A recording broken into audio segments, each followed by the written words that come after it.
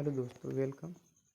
एक नई चीज़ हम लोग लेकर के जुड़े हैं परिसंचरण तंत्र के बारे में। और इस वीडियो को आप लोग शेयर और लाइक कीजिएगा और यूट्यूब चैनल को सब्सक्राइब करना नहीं भूलिएगा। चलिए हम लोग देखते हैं। ये क्लास 11th का भी चैप्टर है और एक नीट का भी चैप्टर है। इस चैप्टर का नाम है परिसंचरण तंत्र। इसको हम लोग पूरे बेसिक से जानने की कोशिश करेंगे और हम लोग सीखेंगे। इस चैनल को सब्सक्राइब करना और बेल आइकन दबाना नहीं भूलिएगा और शेयर भी कर दीजिएगा। चलिए अब वीडियो को चालू करते हैं।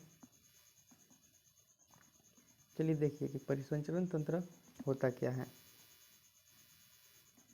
परिसंचरण के मतलब होता है, देखिए परिसंचरण तंत्र को इंग्लिश में कहते हैं सर्कुलेटरी सिस्टम। और वो जो परिसंचरण तंत्र अंग का वह समूह है। जो परिसंचरण तंत्र किसको कहते हैं तो इसके बारे में हम लोग देखेंगे। तो परिसंचरण वह तंत्र है जो समूह है। क्या है? समूह है, अंगों का समूह है। एक परिसंचरण तंत्र है वो मेरा जो शरीर है वो अंग से मिलकर के बना है। सबसे पहले तो मेरा शरीर जो होता है वो कोशिका से मिलकर के बना होता है, ठीक है। तो वो कोशिकाएँ बढ़ करके ऊतक और ऊतक जो है वो अंग बनाते हैं, ठीक।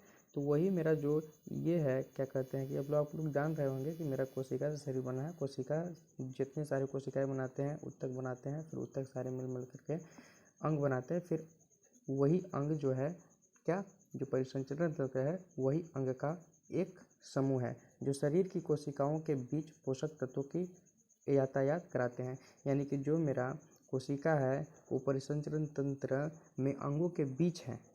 कहाँ है? अंगों के बीच। और परिसंचरण तंत्र में जो मेरा कोशिका है वो अंगों के बीच है। और अंगों के बीच जो है तो वो क्या कराता है, तो मेरा बीच पोषक तत्वों की यातायात के मतलब आना जाना कराता रहता है। बाहर पहुंचाता है, अंदर ले आता है, अंदर ले जाता है, बाहर पहुंचाता है।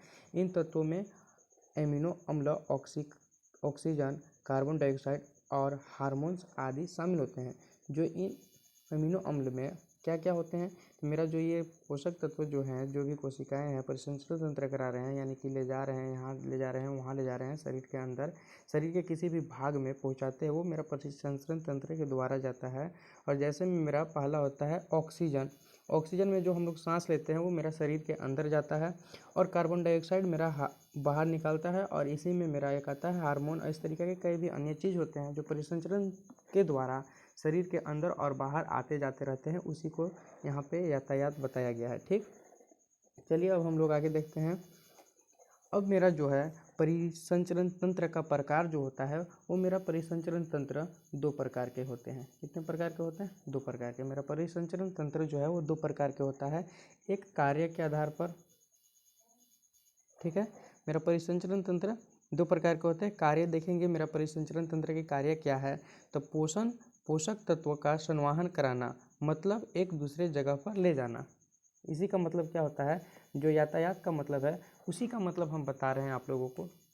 थोड़ा सा धैर्य रखिएगा, सारा चीज़ क्लियर होगा, ठीक है। तो उसी को हम लोग बता रहे हैं कि पोषण यानी कि मेरा जो परिसंचरण तंत्र है उसका मतलब क्या होता है, तो उसका मतलब होता है, मेरा परिसंचरण तंत्र का मतलब होता है, इसको छोटा करते हैं। मेरा परिसंचरण तंत्र का मतलब होता है, देखिएगा, मेरा परिसंचरण तंत्र का मतलब होता है पोषण। क्या होता है? पोषण। किसी भी, जब भी पोषण हम लोग किसी के करा रहे हैं, ये पोषण या फिर ब्रैकेट में करके कर सकते हैं पोषक तत्व। क्या कर सकते हैं? पोषक तत्व। पोषण या फिर पोषक तत्व का संवहन। क्या? संवहन। वाहन लेते चलिएगा स्क्रीनशॉट। संवहन क्या कराता है। चलिए इसको एक नया स्लाइड लेते हैं, उसके बाद हम लोग इस स्लाइड में फिर से वापस आएंगे, ठीक है। तो इसको समझते हैं कि क्या कर रहा है, कि मेरा जो है यहाँ पे लिख रहे हैं कि पोषण तत्व का संवहन कराता है। संवहन कराना क्या कहलाता है? संवहन कराने का मतलब क्या होता है, मतलब जो संवहन करा रहा है उसी का मतलब क्या होता है, तो देखिए संवहन का मतलब होता है दूसरे जगह पर ले जाना। यानी कि संवहन का मतलब होता है एक दूसरे जगह पर ले जाना। मतलब जो परिसंचरण तंत्र है वो क्या करता है, तो मेरा ऑक्सीजन हो गया, कार्बन डाइऑक्साइड हो गया, कई सारे अमीनो अम्ल हो गए, हार्मोन हो गए, उस सब को एक जगह से दूसरे जगह ले जाता है, उसी को हम लोग परिसंचरण तंत्र कहते हैं। जैसे में मेरा हो गया, फॉर एग्जाम्पल लेते हैं, अब आगे लीजिए एग्जाम्पल, क्या हो गया एग्जाम्पल में, गैस उत्सर्जी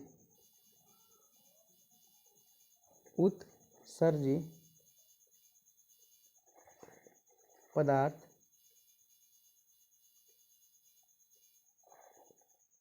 का परिवहन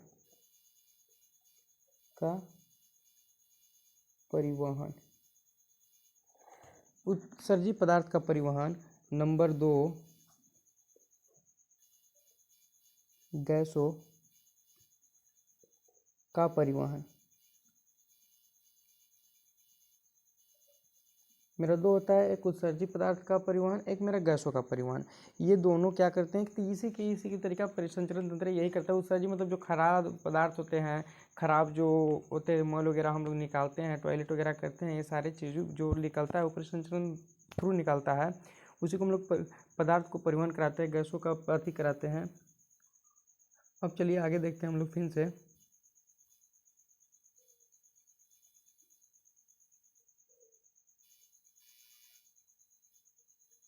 चलिए वापस चलते हैं अपने स्लाइड पर, देख लीजिएगा इसको।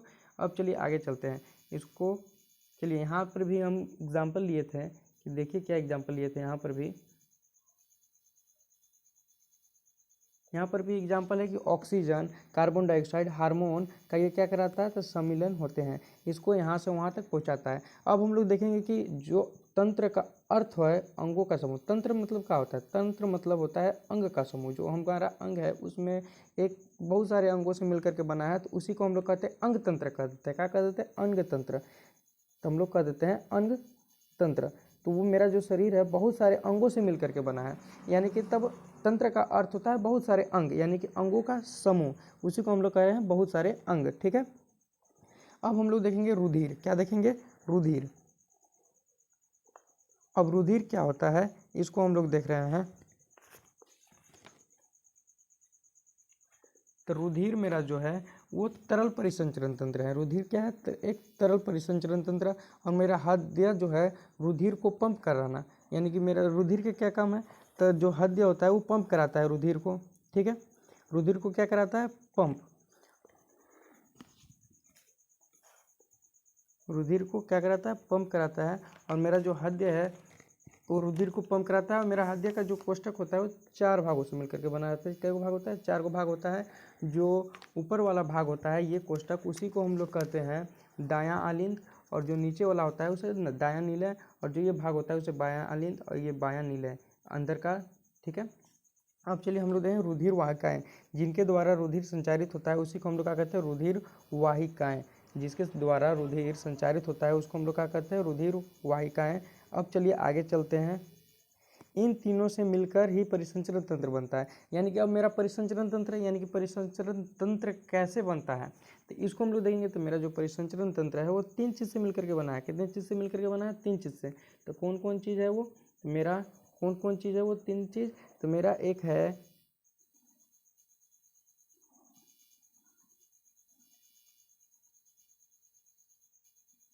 एक है रुधिर, दूसरा हृदय, तीसरा रुधिर वाहिकाएं। और इससे मिलकर के मेरा क्या बना, परिसंचरण तंत्र। अब चलिए आगे चलते हैं।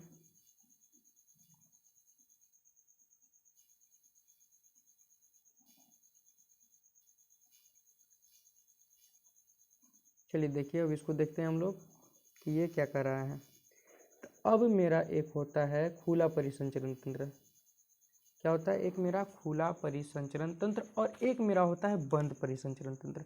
अब खुला परिसंचरण तंत्र क्या होता है और कैसे होता है इसको हम लोग जानेंगे। तो मेरा एक होता है खुला परिसंचरण तंत्र और एक बंद परिसंचरण। याद रखिएगा कितने परिसंचरण तंत्र होते हैं, तो 2 परिसंचरण तंत्र होते हैं। पहला क्या होता है, पहला खुला, और दूसरा क्या होता है, दूसरा होता है बंद। यानी कि एक खुला परिसंचरण तंत्र नंबर 1, और नंबर 2 क्या होता है, बंद परिसंचरण तंत्र। ठीक है, ये सारे को समझते चलिएगा और लिखते चलिएगा साथ में। वीडियो को पॉज करके। अब चलिए आगे देखते हैं हम लोग कि खुला परिसंचरण तंत्र का क्या काम होता है। तो जो खुला परिसंचरण तंत्र होता है इसका जो चूंकि क्या होता है, तो परिसंचरण तंत्र वाहिकाओं से बाहर आता है। जो परिसंचरण तंत्र है वो द्रव है और वाहिकाओं से द्रव क्या होता है, बाहर आते हैं और शरीर के रिक्त स्थान में स्वतंत्र रूप से बहता है। यानी कि जो मेरा द्रव है वो वाहिका जो होता है उससे क्या होता है, बाहर आता है। अब बाहर आने के बाद क्या होता है, वो जो रिक्त स्थान होते हैं, खाली स्थान होते हैं, स्वतंत्र होते हैं, उसमें स्वतंत्र रूप से बहता है। इस प्रकार के परिसंचरण तंत्र को खुला प्रकार कहा जाता है। यानी कि जो हमारा वाहिकाओं से बाहर आता है, जो द्रव हमारा वाहिकाओं से बाहर आता है और शरीर के रिक्त स्थानों में स्वतंत्र रूप से घूमता रहता है, बहता रहता है, उसी को हम लोग खुला परिसंचरण तंत्र कहते हैं। जैसे देखिए, इस तंत्र में रुधिर वाहिकाओं में बंद नहीं होता है। क्या नहीं होता है, बंद नहीं होता है, यानी कि क्या होता है, खुला होता है और स्वतंत्र रूप से क्या होता है, घूमते रहता है। जबकि एक अंग से दूसरे अंग में क्या होता है, सीधा प्रभावित होता है। यही बात है कि मेरा एक अंग से दूसरे अंग में क्या होता है, मेरा सीधा प्रभावित होता है। तो यहाँ क्या बोलते हैं कि मेरा लिखा हुआ है, परिभाषा भी इसका लिखा हुआ है, देख लीजिए कि इस तंत्र में रुधिर वाहिकाओं में बंद नहीं होता। बंद नहीं होने के मतलब कि जो द्रव वाहिकाएं होते हैं वो बाहर क्या होते हैं, शरीर के बाहर जाते हैं, और मतलब जो वाहिकाएं होते हैं वो बाहर आते हैं और शरीर के जो रिक्त खाली स्थान होते हैं, जो शरीर के खाली स्थान होते हैं, उनमें स्वतंत्र रूप से क्या बहता है। उसी को हम लोग क्या कहते हैं, खुला परिसंचरण तंत्र कहते हैं। ये मेरा हो गया। अब कहेंगे कि मेरा क्या क्या में पाया जाता है, तो उसका उदाहरण देखिए कि मेरा जो खुला परिसंचरण तंत्र पाया जाता है तो किस किस चीज़ में पाया जाता है।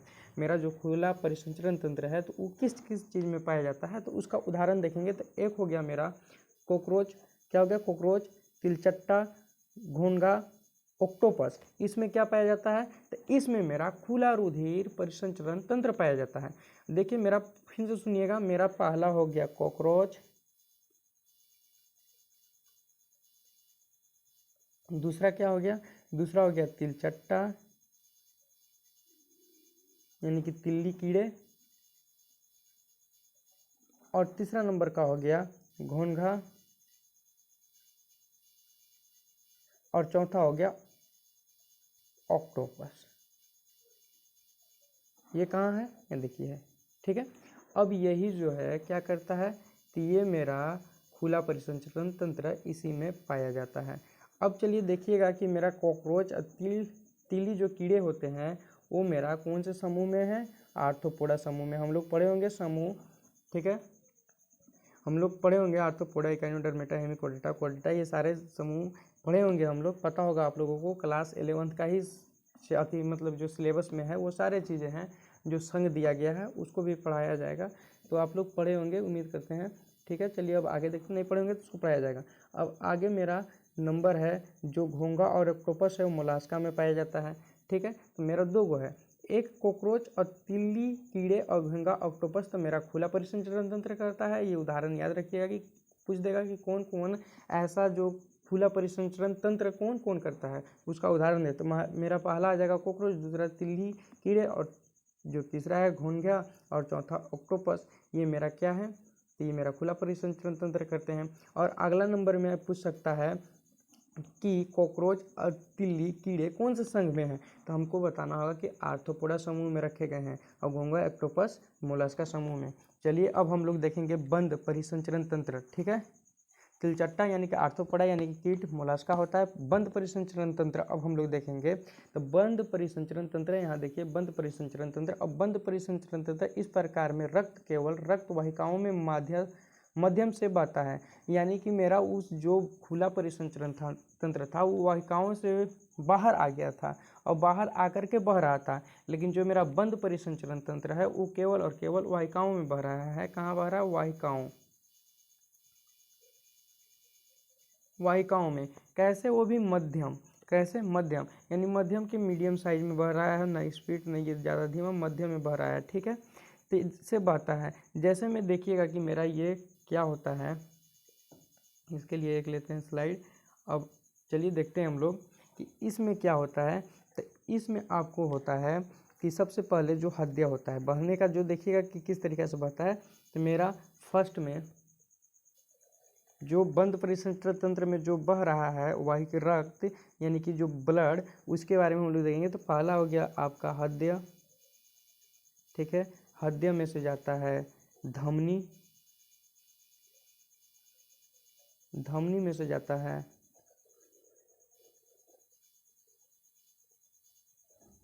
धमनी में से जाता है धमनिका,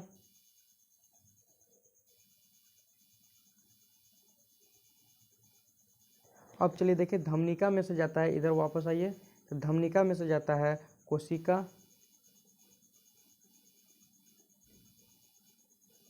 अब कोशिका में से जाता है सीरा, इधर सिरिका जो होता है, अब सिरिका में से जाता है सीरा,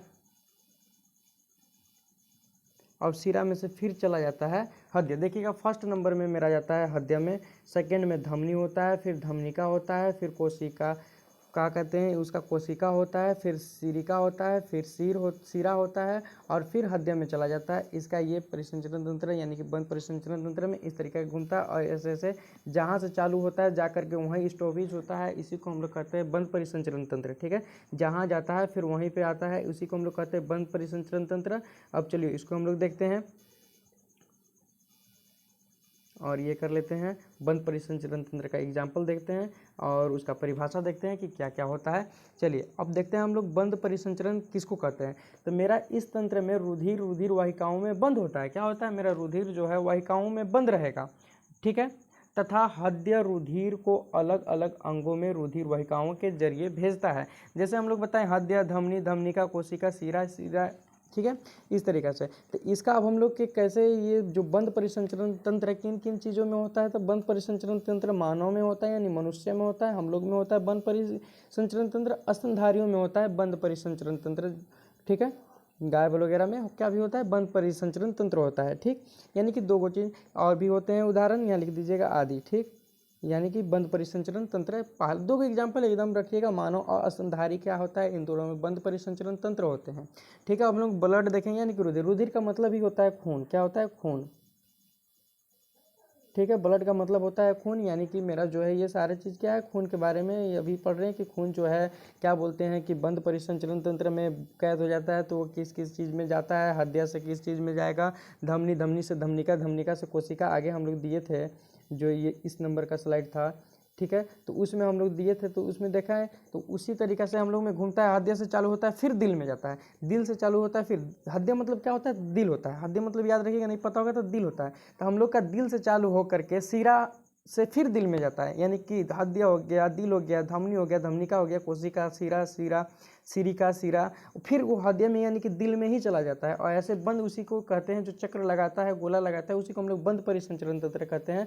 और वो बंद परिसंचरण तंत्र किस चीज़ में होता है, तो मानव स्तनधारी में होता है। अब हम लोग आगे पढ़ते हैं ब्लड। क्या पढ़ रहे हैं, ब्लड यानी कि रुधिर। क्या है, रुधिर, ब्लड मतलब रुधिर। अब देखिएगा ब्लड का मतलब होता है रुधिर। तो देखिए रुधिर एक तरल परिसंचरण तंत्र है, तरल है, सबको जानते हैं। तो रुधिर एक तरल संयोजी ऊतक भी बनाता है, जो संयोजी ऊतक है क्या है, रुधिर एक परिसंचरण संयोजी ऊतक है। रुधिर का अध्ययन करना हीमोटोलॉजी कहलाता है। अब हम लोग रुधिर को अध्ययन करेंगे, रुधिर के बारे में जानेंगे, तो वो क्या कहलाएगा, हीमोटोलॉजी कहलाएगा। रुधिर के मेसोडर्मल अंग, अब देखिएगा जो रुधिर है उसका मेसोडर्मल अंग कौन कौन है ये देखेंगे हम लोग। तो मेसोडर्मल क्या कहलाता है, तो मेसोडर्मल जो होता है जब बच्चा भ्रूण अवस्था में होता है। क्या होता है, जब बच्चा भ्रूण अवस्था में, ठीक है, बच्चा जो है वो भ्रूण अवस्था में रहेगा। ठीक है, यानी कि गर्भाशय जो होता है उसमें क्या होता है कि बच्चा रहता है। ठीक है, यानी कि ये आप लोगों को मान लीजिए इस तरीक़ा से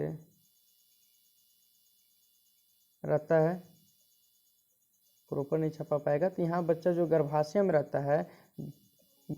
रहता है, तो उस अवस्था में उसका निर्माण 3 परत वाले भ्रूण से बना होता है। जब वो गर्भाशय में रहेगा, कहाँ रहेगा, गर्भाशय, कहाँ रहेगा, गर्भाशय, यानी कि मेरा ये तो देखे होंगे आप लोग, जान रहे होंगे कि मादा के शरीर में जब रहता है भ्रूण, कोई भी बच्चा शुरुआती में, तो वो गर्भाशय में रहता है। उसका जो परत है कितने परतों से बना होता है, 3 परतों से बना होता है, 3 परतों से मिलकर के बना होता है। यानी कि जो बना होता है शुरुआती चीज 3 से, यानी कि 3 परत से अलग अलग अंगों का निर्माण होता है, यानी कि वही 3 परत से क्या होता है, अलग अलग परतों का निर्माण होता है। तो पहला क्या होता है, इकोडर्म, दूसरा आप देख लीजिए, दूसरा होता है मेसोडर्म, तीसरा इक्टोडर्म। यानी कि पहला जो है इंडोडर्म, मेसोडर्म और इक्टोडर्म, यानी ये तीनों से मिलकर के क्या बना रहता है, जो भ्रूण का परत होता है, जो शुरुआती जो बच्चा होता है उसका जो भ्रूण होता है उसका 3 परतों से बना होता है। ये 3 होते हैं और आगे जा कर के यही निर्माण करेंगे। ठीक है,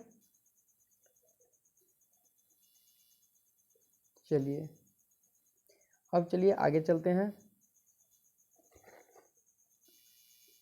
अब हम लोग एक एक करके पढ़ेंगे टॉपिक को, जो कि भ्रूण किसको कहते हैं। अब देखेंगे कि इक्टोडर्म जो होता है वो परत, यानी कि जो बच्चा का जो भ्रूण अवस्था में जो बच्चा होता है वो 3 परतों से मिलकर के बना होता है, इक्टोडर्म, मेसोडर्म, इंडोडर्म।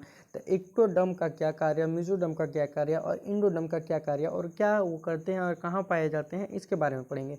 तो जो इक्टोडर्म परत होता है वो त्वचा का निर्माण करता है। जो बच्चा होता है वो, अभी हम लोग सीखें कि भ्रूण अवस्था में सबसे छोटा क्या है, मेरा भ्रूण अवस्था हल्का है।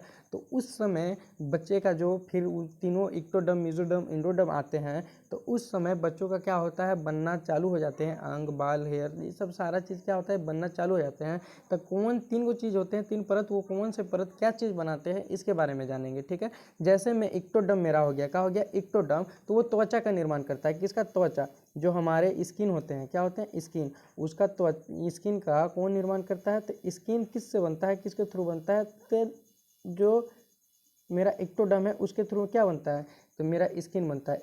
क्या बनता है, स्किन। अगर मेरा वो नहीं रहे तो स्किन नहीं बनेगा। ठीक है, तो चलिए देखिए कि मेरा जो इक्टोडर्म है उसके थ्रू क्या बनता है, त्वचा बनता है, सबसे बाहरी परत। त्वचा का भी सबसे बाहर का भाग जो हमारा दिखाई देता है वो भाग इक्टोडर्म से बना होता है, ये पता होना चाहिए। ठीक है, वो भाग किससे बना होता है, इक्टोडर्म से। अब चलिए हम लोग जान गए कि इक्टोडर्म क्या बनाता है, त्वचा बनाता है, यानी कि त्वचा का निर्माण करता है। वो कौन सा त्वचा होता है, तो बाहरी जो त्वचा होता है, बाहरी परत होता है, वो ही इक्टोडर्म से बना होता है।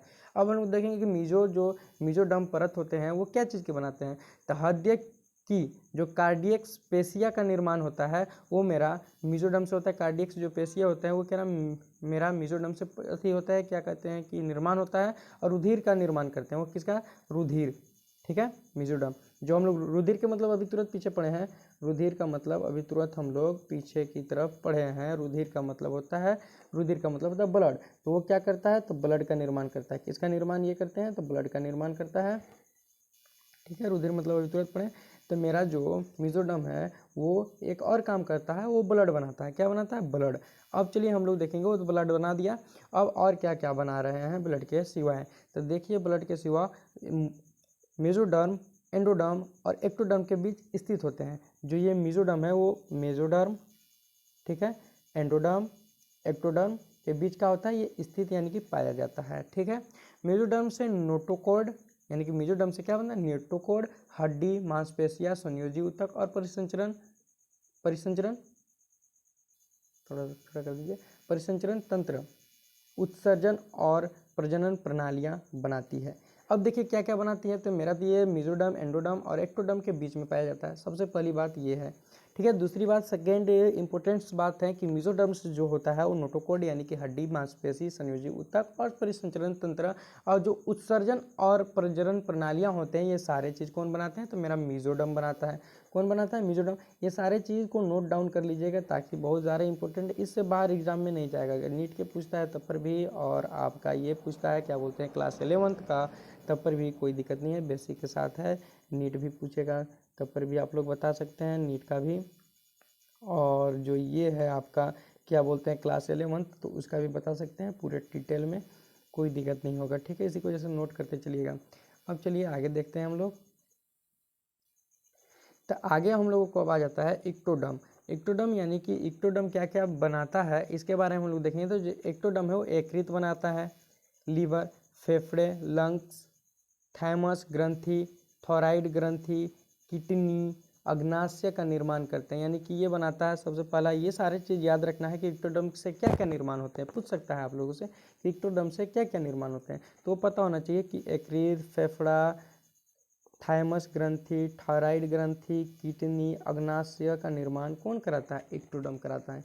चलिए अब हम लोगों का जो ये था कि भ्रूण में जो 3 परतें थे उसके बारे में भी जान गए कि वो 3 परतों से क्या क्या निर्माण होते हैं। अब हम लोग जान रहे हैं कि रुधिर एक कोलाइडी बिलियन है। कैसा बिलियन है? कोलाइडी, जिसके कणों का आकार 1 नैनोमीटर से 100 नैनोमीटर तक होता है। ये सारी चीज़ देखिए इम्पोर्टेंट है, इसी की वजह से बताया जा रहा है कि रुधिर एक कोलाइडी बिलियन है। सारी चीज़ को ध्यान से देखिएगा। इसके कणों का आकार 1 नैनोमीटर से 100 नैनोमीटर तक होता है। अब चलिए हम लोग आगे देखते हैं रुधिर का निर्माण, यानी कि रुधिर यानी कि ब्लड का निर्माण, ब्लड कैसे बनता है। तो हम लोग जानते हैं कि ब्लड जो होता है वो किससे बनता है? तो बोन्स से बनते हैं, अस्थियों से बनते हैं, हड्डियों से बनते हैं, ठीक है। तो इसके बारे में हम लोग जानेंगे। अब देखते हैं चलिए कि आमतौर पर रुधिर का निर्माण अस्थि मज्जा में होता है, यानी कि जो हड्डी होते हैं, हड्डी जिस तरीके के ज्वाइंट वाले जो बड़ा बड़ा हड्डी होता है ना, उसमें से मेरा क्या होता है? ब्लड का निर्माण होता है। वहाँ से ही ब्लड मेरा का बनना चालू होता है। का ब्लड, यानी कि उसको कह सकते हैं क्या क्या खून, क्या खून बनना चालू हो जाते हैं, ठीक है ना। उसी से मेरा खून बनता है, यानी कि उसी को हम लोग अस्थि मज्जा कहते हैं, ठीक। भ्रूण अवस्था में खून का निर्माण यकृत या प्लीहा से होता है। अब देखिए भ्रूण अवस्था में तो मेरा हड्डी विकसित होते नहीं है इस तरीके के, जिस तरीके का हमारा होता है अभी, लेकिन मेरा हड्डी भ्रूण अवस्था में नहीं होते हैं। तो उस समय भ्रूण अवस्था में किस तरीके से जो ये खून बनते हैं, यानी कि रुधिर ब्लड बनते हैं, वो कहाँ से बनते हैं और कौन बनाता है? तो यकृत या प्लीहा जो होता है ये बनाते हैं हमारा उस समय ब्लड, यानी कि रुधिर, ठीक है। अब चलिए इसको भी नोट डाउन कर लीजिएगा। अब अगला स्लाइड पर चलते हैं हम लोग।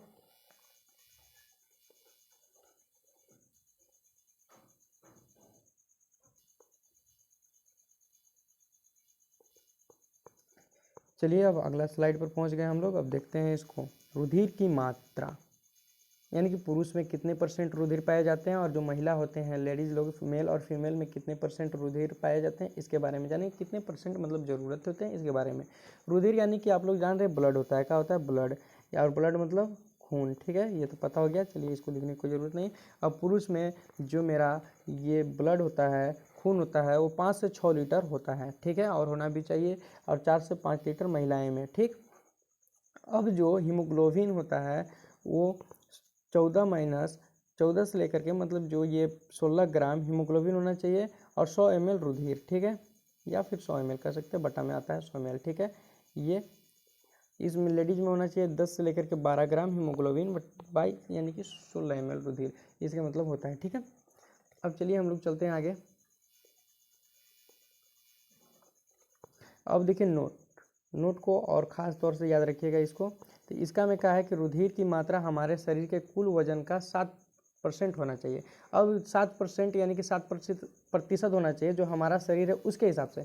अब आप में देखिएगा कि 5 से 6 लीटर का मतलब ये नहीं है कि सारे लोग में उतना ही हो, उसके मतलब है कि मेरा जो शरीर है वो कितना वजन है। तो मान के चलिए कि आपका शरीर है 50 kg, 60 kg, 65 kg, तो उसका कितना % होना चाहिए? 7%। अब इसको आप लोग 7% निकाल लीजिएगा, तो आपको पता होना चाहिए कि आपके शरीर में उतना खून होना अनिवार्य है, ठीक है। कैसे कि मान के चलिए कि आपका शरीर जो है 65 kg का है, यानी कि आपके शरीर में 65 kg है। अब 65 kg के हम लोग कितना निकालेंगे? 7% निकालेंगे, ठीक है। और 7% निकालना मैथ में आपको आता होगा, क्लास 3, 4, 5, 6 में सीख चुके होंगे। तो और आप लोग निकाल लीजिएगा तो उससे पता आपको चलेगा कि आपका शरीर में खून कितना है। अब खून यानी कि ज़्यादा है या कम है उसे पता चल जाएगा, ठीक है।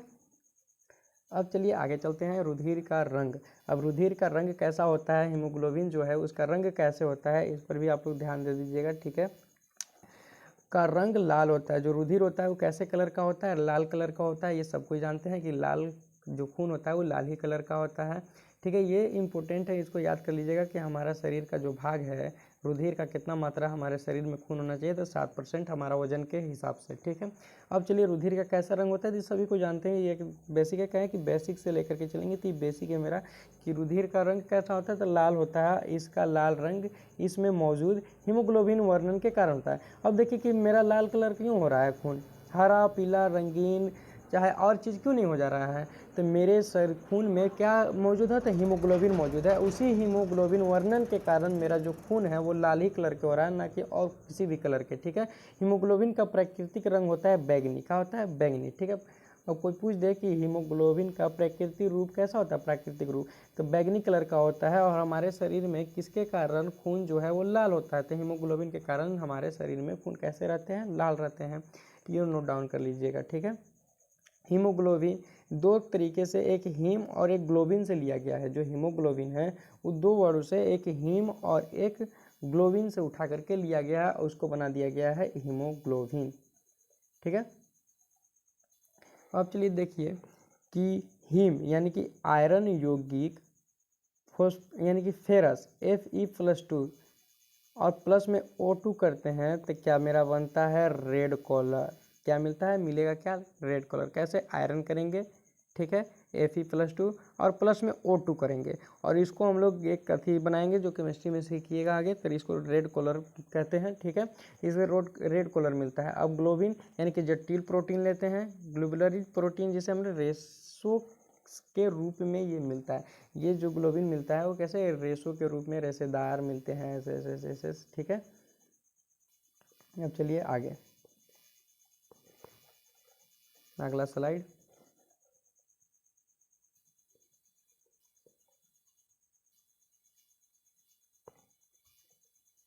अब अगला स्लाइड में आपका है मानव शरीर में रुधिर के प्रकार। अब मनुष्य के जो शरीर है उसमें रुधिर के किस तरीक़ा से प्रकार हैं, कौन कौन प्रकार हैं, इसके बारे में हम लोग देखेंगे। तो चलिए देखते हैं अब रुधिरों के प्रकार जो मनुष्य के, तो ऑक्सीजन युक्त रुधिर और ऑक्सीजन मुक्त रुधिर। जिसमें ऑक्सीजन है उसको एक ऑक्सीजन युक्त, जिसमें ऑक्सीजन की जरूरत नहीं उसको ऑक्सीजन मुक्त। देखिए ऑक्सीजन की अधिकता यानी ऑक्सीजन युक्त रुधिर में क्या होता है, ऑक्सीजन की अधिकता होता है और हीमोग्लोबिन प्लस ऑक्सीजन मिलते हैं तो क्या बनता है, ऑक्सी हीमोग्लोबिन बनता है। वो लाल रंग का हो जाता है। कैसा हो जाता है, लाल रंग का। अगर ऑक्सीजन युक्त रुधिर होगा तो उसको हम लोग ऑक्सीजन की और अधिकता में होता है। क्या होता है, वो होता है लेकिन किसके अति में होता है, तो ऑक्सीजन की अधिकता में होता है। और वो ऑक्सीजन की जब अधिकता में होता है तो उसमें एक जो हीमोग्लोबिन प्लस ऑक्सीजन मिल जाते हैं और वो क्या बनाता है, ऑक्सी हीमोग्लोबिन, और वो लाल रंग कर देता है। कैसा कलर कर देता है, खून का लाल। अब चलिए अब इधर देखिए ऑक्सीजन मुक्त रुधिर, जो ऑक्सीजन मुक्त रहता है तो उसमें मेरा कौन कौन आता है, तो CO2 की अधिकता होता है, यानी कि CO2 इसमें अधिक पाया जाता है। इसमें मेरा जो ऑक्सीजन युक्त में था उसमें ऑक्सीजन अधिक पाए जा रहे थे और इसमें कार्बन डाइऑक्साइड अधिक पाए जा रहे हैं CO2।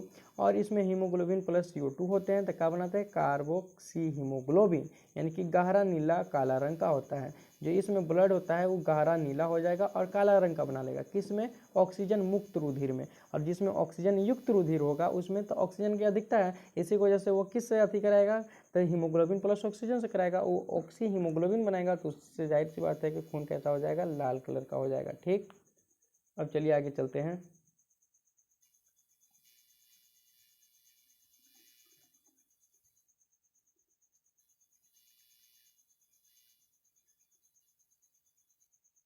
चलिए देखिएगा,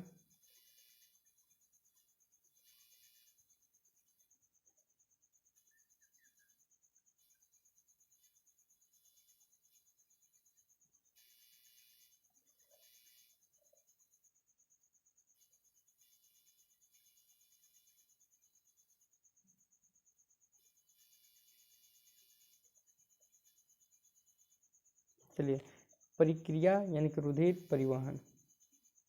ठीक है, प्रक्रिया यानी कि रुधिर परिवहन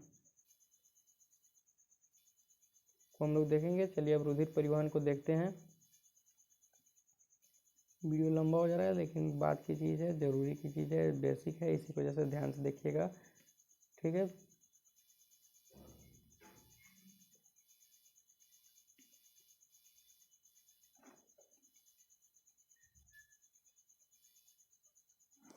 चलिए ठीक। अब चलिए क्या होता है कि जब हमारा जो रुधिर होता है परिवहन ये किस तरीक़े से होता है, तो हवा, जो हवा रहता है, क्या रहता है, हवा।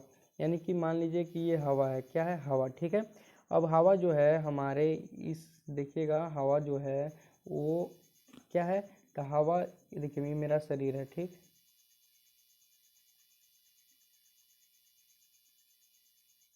देखिए ये मेरा शरीर है। ठीक है, तो जो हवा है वो क्या होता है, नाक। ठीक है, नाक में आए, कहाँ आए, नाक में। मेरा शरीर है तो हवा कहाँ आ गए, नाक में। अब नाक से कहाँ जाएंगे, श्वास नली में। श्वास नली से मेरा कहाँ आ जाएंगे, फेफड़े में। कहाँ आ जाएंगे, फेफड़े में। फेफड़े में दो जगह, दो फेफड़ा रहता है, फेफड़े में आ जाएंगे। फेफड़ों में मौजूद खून में वायु की ऑक्सीजन ढल जाती है, यानी कि ऑक्सीजन क्या होता है, ऑक्सीजन में मेरा फेफड़ा में क्या है, ऑक्सीजन अगर से। अब जो वायु है नाक से श्वास नली में आ करके फेफड़े में जब जाते हैं तो ये मिल जाते हैं। ठीक है। फेफड़ा यानी कि CO2 प्लस रुधिर, ठीक है। अब जब CO2 प्लस रुधिर होगा तो सेल्स कोशिकाएं में मौजूद ग्लूकोज से अभिक्रिया करने लगेंगे। CO2 प्लस रुधिर होगा तो क्या करेंगे, सेल्स से कोशिका करेंगे और मेरा जो है ग्लूकोज बनाएंगे, यानी कि C6H12 और O2 plus O6 plus O2 से हम लोग कराएंगे। तो इससे क्या बनेगा, CO2 प्लस H2O प्लस ऊर्जा यानी कि ATP निकलेगा उसमें से, ठीक है। क्या निकलेगा, ATP निकलेंगे और ATP जो निकलेंगे वो फिर इधर आइए तो इधर CO2 रुधिर प्लस कराएगा तो ये फेफड़े, फेफड़े से कहाँ, श्वास नली, श्वास नली से नाक और फिर वातावरण, यानी कि मेरा ये जस्ट उल्टा हो जाएगा। CO2 क्या करेगा, जब रुधिर से ऑक्सीजन से जब कराएगा, मतलब मान लीजिए ऑक्सीजन जब जुड़ेगा रुधिर से तो उस C6H12O2 plus O6 plus O2 और CO2 प्लस H2O यानी कि ऊर्जा का निर्माण करेगा। और जब ऊर्जा का निर्माण करेगा तो CO2 प्लस रुधिर का हो जाएगा, फेफड़ा में आएगा। फेफड़ा में आने के बाद फिर श्वास नली में, फिर वापस ये जाने लगेगा श्वास नली में, श्वास नली से कहाँ, नाक में, नाक से कहाँ, वातावरण में, जो बाहर जहाँ था वहाँ पे ये कहा फिर वापस आ जाएगा कौन, CO2, ठीक है।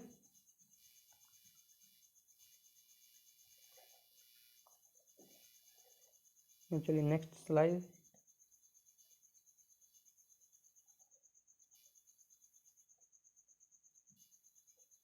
चलिए इसमें देखेंगे हम लोग रुधिर का संगठन, रुधिर का संगठन, ठीक। इसमें हम लोग देखेंगे कि रुधिर का संगठन। चलिए रुधिर का संगठन देखते हैं। रुधिर का संगठन, रुधिर जो है एक तरल भाग होता है और एक ठोस भाग होता है, ठीक है। जो तरल भाग होता है उसको हम लोग प्लाज्मा कहते हैं और जो ठोस भाग होता है उसे कोशिका या रक्त वाहिकाएँ कहते हैं, ठीक है। अब जो प्लाज्मा होता है वो 55% भाग प्लाज्मा होता है, कितने, 55%। और ये कितने भाग होते हैं, 45%। ठोस भाग जो कोशिका या रक्त वाहिकाएँ होती है कितना, 45%। और प्लाज्मा तरल भाग जो होता है वो कितना होता है, 55%, ठीक है। अब ये खत्म हुआ। अब मेरा जो ये कोशिकाएं या रक्त वाहिकाएँ हैं वो 3 प्रकार के होते हैं जो ठोस होते हैं। उसमें मेरा फर्स्ट आ गया RBC, WBC और प्लेटलेट। रेड ब्लड सेल्स होता है, RBC की मतलब होता है रेड ब्लड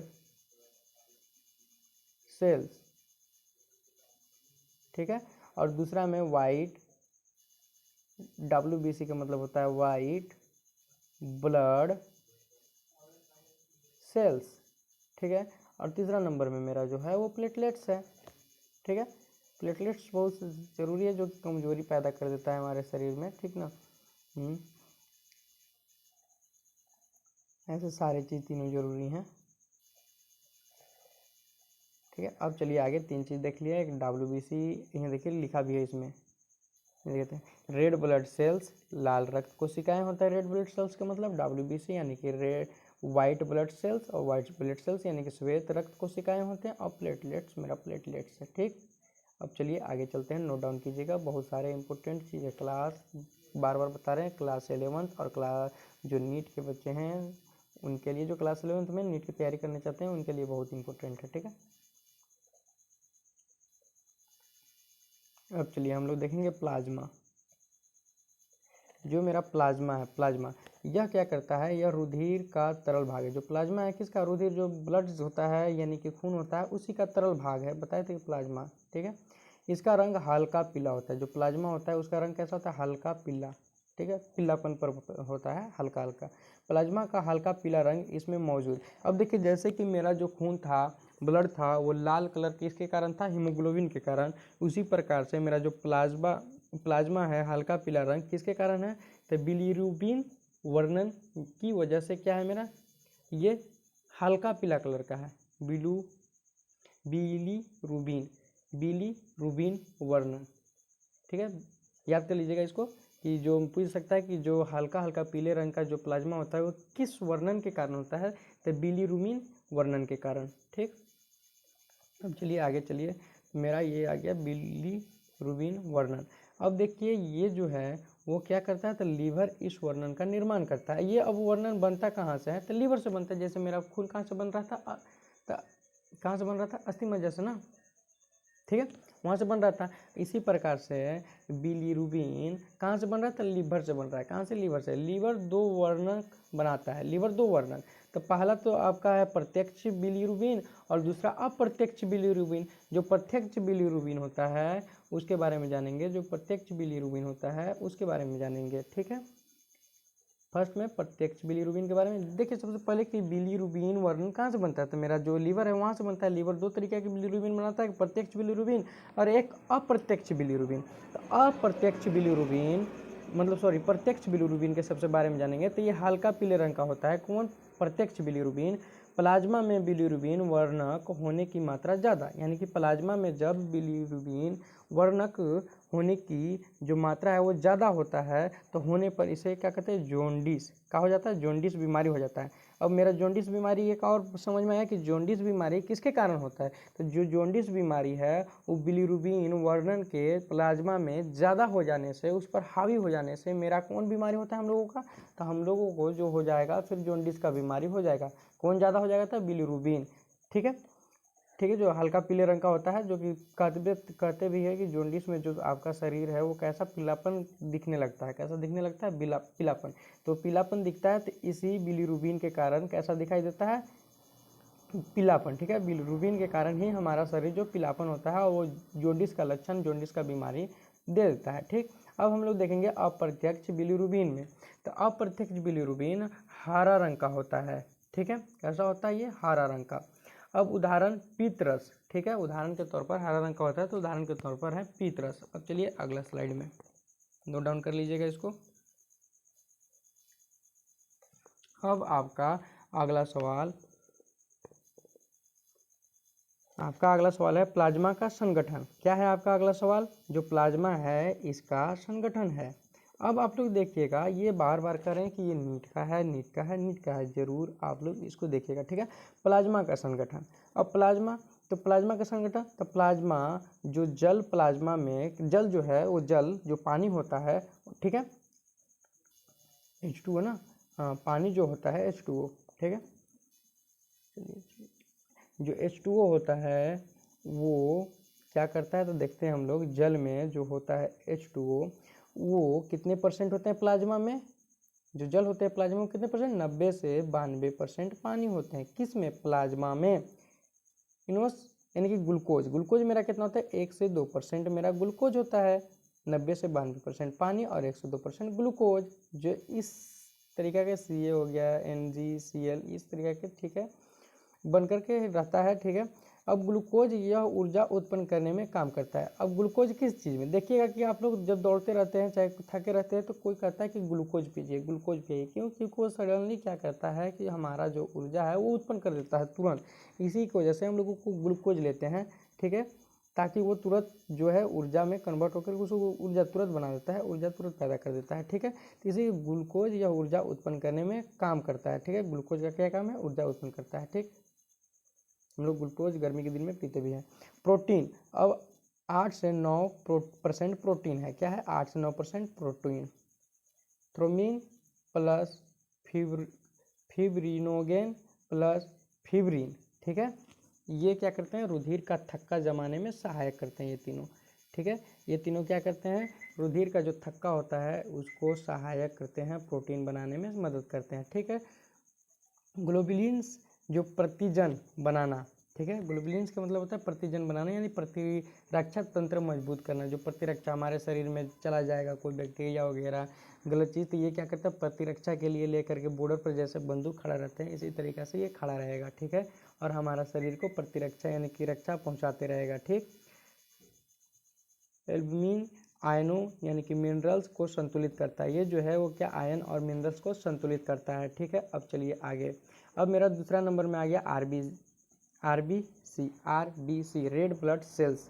लाल रुधिर कणिकाएं क्या होते हैं इसके बारे में अब हम लोग जानते हैं। ठीक है, तो ये मेरा प्लाज्मा, ठीक है, ये देख लीजिएगा। अब चलिए दूसरा नाम है एरिथ्रोसाइट। जो आरबीसी का दूसरा नाम होता है एरिथ्रोसाइट। अब एरिथ्रोसाइट दो तरीका के, एक लाल रंग होता है, कोशिका होता है। एरिथ्रोसाइट में दो, एक लाल रंग और एक कोशिका। ठीक, अब चलिए लाल रुधिर कणिकाएं की खोज। अब देखिए लाल रुधिर कणिकाएं यानी कि मेरा क्या आ गया, आरबीसी, क्या आ गया, आरबीसी, रेड ब्लड सेल्स।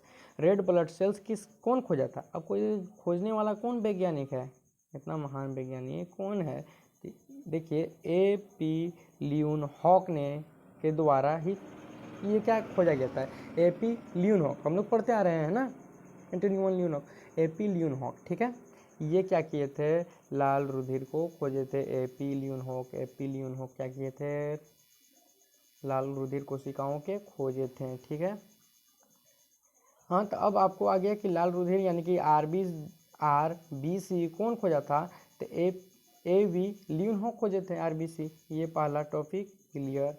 अब चलिए किस चीज़ में पहला टॉपिक क्लियर था, आरबीसी, डब्ल्यूबीसी और प्लेटलेट्स में पहला टॉपिक क्लियर हुआ। अब चलिए नेक्स्ट टॉपिक मेरा क्या हो रहा है, तो नेक्स्ट जो है लाल रुधिर कोशिकाओं का निर्माण।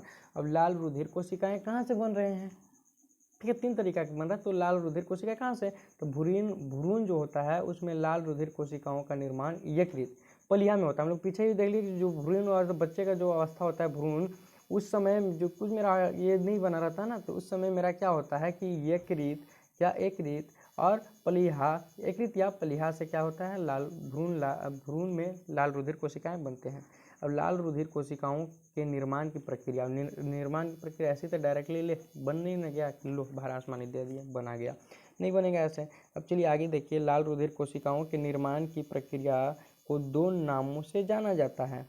कितने नामों से जाना जाता है, 2 नामों से। जो निर्माण करता है ना लाल रुधिर आरबीसी उसी रेड ब्लड सेल्स, इसका 2 है, एक एरिथ्रोपोसिस और एक हीमोएसिस। एक एरिथ्रोपोसिस और एक हीमोएसिस। थोड़ा सा मुंह अंग्रेजों की तरह टेढ़ करके बोलना पड़ेगा, ठीक है, याद हो जाएगा। इसको नोट कर लीजिएगा, ये किस चीज़ में आएगा, तो ये मेरा क्लास जो बच्चे 11th में हैं और जो नीट के तैयारी करना चाहते हैं उनके लिए ये है। अब ये ख़त्म नहीं हुआ है, ये और भी हैं, ठीक है, इसको और भी देखेंगे। ठीक, चलिए अब आगे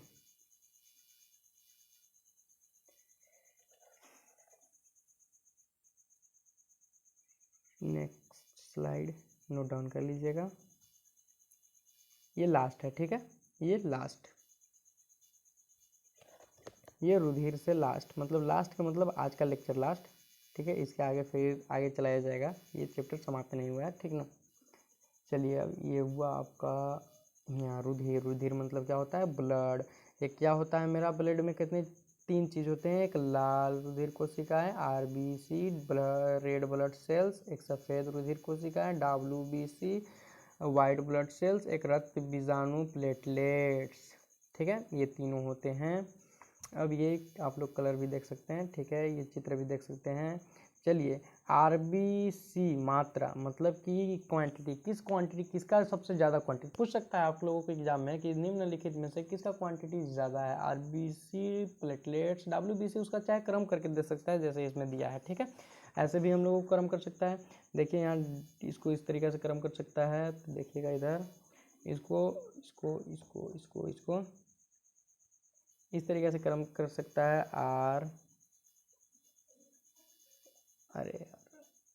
आर बी सी बड़ा, WBC बड़ा, प्लेटलेट्स। ये तो आपका गलत हो गया ना, तो इसी को जैसे इस तरीके से भी कर सकता है, ये आपका क्या है, रॉन्ग है, ठीक है। अब चलिए हम लोग चलते हैं पिछले स्लाइड में जो लाए थे, ठीक है, इसमें। अब इसमें देखिए वो मेरा क्या हो गया, इसलिए कि वो मेरा सबसे ज़्यादा क्या है, मेरा सबसे ज़्यादा आरबीसी होता है ना, हमारे शरीर में सबसे ज़्यादा क्या होते हैं, आरबीसी। तो आरबीसी ज़्यादा है, तो आरबीसी क्या पाए, करोड़ों में पाए जाते हैं, करोड़ जो होता है ना उसमें पाए जाते हैं आरबीसी। और प्लेटलेट्स लाखों में, सुने भी होंगे कि 1 पॉइंट यानी कि 1.5 लाख से लेकर के 4.5 लाख के आसपास होते हैं क्या, प्लेटलेट्स, ठीक है। सारे चीज़ इसी तरीके से होता है, ठीक। अब डब्ल्यूबीसी 1000 में होते हैं। आप लोग जब चेकअप कराते होंगे तो तीनों का जो शेड्यूल दिया रहता है कि ये इतना से इतना लेकर के इतना रेंज में दिया रहता है, इतना से इतना के बीच में रेंज में दिया रहता है, ठीक है। तो ये आप लोग उसमें भी देख सकते हैं, कोई ये नहीं है, ठीक। तो इसको आप लोग याद रखिएगा। अब आगे चलिए देखते हैं हम लोग कि सबसे छोटी रुधिर कोशिकाएं कौन, लाल रुधिर कोशिकाएं कौन है, लाल रुधिर सबसे। अब पूछे दिया एग्जाम में कि सबसे छोटी रुधिर कोशिकाएं निम्नलिखित में से कौन है, तो कौन है, तो ये हम लोग जानते हैं कि कौन है, ठीक है। तो कौन है, तो ये है लाल रुधिर कोशिकाएं। लाल रुधिर कोशिकाएं मतलब रेड ब्लड सेल्स, ठीक है, रेड ब्लड सेल्स। अब चलिए हम लोग देखते हैं आगे। आगे क्या है, तो अगला नंबर में सबसे बड़ी रुधिर कोशिकाएं, दो ही को पूछेगा, सबसे छोटी या फिर सबसे बड़ी, एक में दो में से कोई एक पूछेगा, ठीक है। तो दोनों याद रखना जरूरी है, लेकिन आप लोग नीट की तैयारी कर रहे हैं, ठीक। चलिए अब क्या है कि सबसे बड़ी रुधिर कोशिकाएं कौन है, सफ़ेद रुधिर कोशिकाएं। कौन, सफ़ेद जो कलर का होता है वो रुधिर कोशिकाएं सबसे बड़ी कोशिकाएं हैं, ठीक। अब लाल रुधिर कोशिकाओं की गणना, अब जो लाल रुधिर कोशिकाएं होते हैं ना, लाल रेड ब्लड सेल्स, उसके बारे में जानेंगे, उसको गणना। देखिए पुरुषों में 0 दे भी दिया, देखिए 4.5 से लेकर के 5.5 मिलियन होता है, ठीक है। और हीमोग्लोबिन कितना होता है, 100 ml, ठीक। अब चलिए महिला में कितना होता है, 4 से लेकर के 4.5 बिलियन, मिलियन बिलियन बिलियन, ठीक है, मिलियन है ना, बिलियन नहीं मिलियन, क्या है, मिलियन, ठीक। अब चलिए आगे, उनमें भी कितना, यही जो हीमोग्लोबिन का जो है ये, ठीक। अब चलिए आगे चलते हैं। अब अगला नंबर क्या है कि सफ़ेद रुधिर कोशिकाओं तथा बीजाणुओं की संख्या पुरुष तथा महिला दोनों में समान होते हैं। सफ़ेद जो होते हैं WBC और चाहे बीजाणु, वो दोनों, जो महिला हो गया पुरुष हो गया, मेल और फीमेल दोनों में समान होते हैं। लाल रुधिर कोशिकाओं का जीवन काल, अब देखिए लाल जो रेड ब्लड सेल्स है, क्या रेड ब्लड सेल्स, वो कितने दिन जिंदा रहते हैं, 120 दिन तक क्या रहते हैं, जीवित रहते हैं। और यही इनका क्रिया चलते रहता है 120 दिन, यानी कि जीवन काल इनका कितना होता है। ये भी पूछ सकता है कि जो लाल रुधिर कोशिकाओं का जीवन काल कितना है, तो 120 दिन है।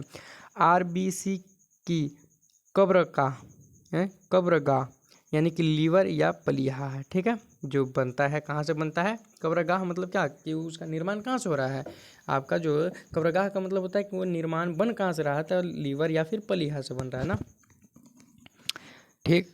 अब चलिए आगे, लीवर को ही हिंदी में यकृत कहते हैं, आई थिंक, ठीक है, यकृत, क्या कहते हैं, यकृत कहते हैं। अब चलिए आगे चलते हैं। लाल रुधिर कोशिकाओं की सबसे ज़्यादा मृत्यु पलिहा में होता है। कहाँ होता है, जो लाल रुधिर कोशिकाएं हैं उसका सबसे ज़्यादा, दोनों में से लीवर और पलिहा में से कौन में होता है, तो सबसे ज़्यादा मृत्यु जो होता है उसका किस में होता है, पलिहा में होता है। कुछ लाल रुधिर कोशिकाओं का पुनर्निर्माण भी पलिहा में ही होता है, यानी पुनर्निर्माण फिर से वो जन्म भी लेते हैं, कहाँ, पलिहा में ही, फिर से दोबारा, ठीक है, दोबारा जब बनते हैं वो पलिहा में ही से ही अधिकतर बनते हैं, ठीक। अब चलिए आगे चलते हैं। अब अगला नंबर में है कि जब कभी हमारे शरीर में खून की कमी होता है, यानी कि हीमोग्लोबिन जो होता है उसका कमी होता है, तब पलिहा इसकी कमी को पूरा करता है। यानी कि जब खून की कमी शरीर में हो गया तो कौन बनाता है, पलिहा के थ्रू हमारा जो है वो मेंटेनेंस हो जाता है, इसीलिए पलिहा को RBC का ब्लड बैंक कहा जाता है। अब आपको बोल दिया जाएगा कि ब्लड बैंक किसको कहा जाता है, तो आपका कौन है, पलिहा। पलिहा क्या है, मेरा ब्लड बैंक। क्यों ब्लड बैंक, उसको पलिहा को क्यों ब्लड बैंक कहा जाता है, क्योंकि जब हमारे शरीर में खून की कमी होता है, किसका कमी होता है, खून का, तो कौन पूरा करता है, पलिहा पूरा करता है। इसी की वजह से पलिहा को ब्लड बैंक कहा जाता है, ठीक। जिस तरीक़ा से हमारे पैसा को कमी होता है तो पैसा कहाँ से आता है, बैंक से, बैंक के थ्रू आता है ना, तो उसी प्रकार से इसको भी बैंक कहा गया है, ब्लड बैंक, ठीक। लाल रुधिर कोशिकाओं का आकार, अब लाल जो रुधिर कोशिका उसका आकार किस तरह का होता है, तो डंबल आकार या द्विवतलीय होता है, ठीक है। स्तनधारियों में RBC में केंद्रक नहीं पाया जाता। अब ये भी देख लीजिएगा कि जो मेरा लाल स्तनधारी जो होते हैं उसमें RBC जो केंद्रक जो होता है ना वो नहीं पाया जाता, ये केंद्रक नहीं पाया जाता है, ठीक, कहीं भी केंद्रक हो सकता है, ठीक। स्तनधारियों में अपवाद, केंद्रक उपस्थित ऊंट जिराफ। अब देखिए स्तनधारी में, जो स्तनधारी मतलब जानते हैं जो जानवर वगैरह हो गए ये सभी को स्तनधारी कहते हैं, उसमें क्या RBC में जो होता है वो केंद्रक नहीं पाया जाता है, ठीक है, केंद्रक नहीं पाया जा रहा है। तो अब जब केंद्रक नहीं पाया जा रहा है तो स्तनधारी में अपवाद, देखिएगा कि अधिकतर अपवाद होता है बायो में, अपवाद अपवाद अपवाद, तो ठीक है। जो ऊंट जिराफ है उसमें मेरा क्या उपस्थित होता है, उपस्थित केंद्रक होता है ऊंट और जिराफ में, ठीक है, ये अपवाद हैं, ठीक है। अब चलिए ये कंप्लीट हो गया, क्या ये सारे चीज़ कंप्लीट हो गया। जब हम लोग चालू किए थे आज परिसंचरण तंत्र, पूरा कंप्लीट नहीं हुआ है चैप्टर को कंप्लीट करने के लिए फिर लेक्चर 2 लाना पड़ेगा, और लेक्चर 2 से काम नहीं चलेगा तो और भी लेक्चर आएंगे, ठीक है। तो आप लोग इस YouTube channel, lecture 2 next day आएगा, आज लेक्चर फर्स्ट है, ठीक ना, लेक्चर फर्स्ट। इस यूट्यूब चैनल को आप लोग क्या कीजिए, तो आप लोग का यही काम है बच गया कि आप लोग इस यूट्यूब चैनल को सब्सक्राइब कीजिए, ज़्यादा से ज़्यादा सब्सक्राइब कीजिए। यूट्यूब का नाम है आजिब आलम बूढ़ीवीर, ठीक है। और इसको दबा करके क्या कीजिए, तो शेयर कीजिए, ठीक। और इस वीडियो को लाइक कीजिए अगर पसंद आया हो तो। अब देखिएगा कि आप लोग सपोर्ट कीजिएगा तो नेक्स्ट वीडियो बहुत जल्द बनेगा, ठीक है। अब देखिए ये किसके लिए है, तो फिर बता दे रहे हैं कि ये जो है वो क्लास 11th में जो बच्चे हैं, चाहे नीट के जो तैयारी कर रहे हैं, उनके लिए ये मोस्ट इम्पोर्टेंट हैं। पूरे बेसिक के साथ बताया गया है, ठीक है। क्या है, मोस्ट इम्पोर्टेंट, बहुत ज़रूरी है। इसको नोट डाउन करके क्या कर लीजिएगा, याद कर लीजिएगा, ठीक। और बेल आइकन को दबाना और यूट्यूब को सब्सक्राइब करना नहीं भूलिएगा। चलिए चलते हैं, फिर अगला दिन मिलेंगे। Thank you so much.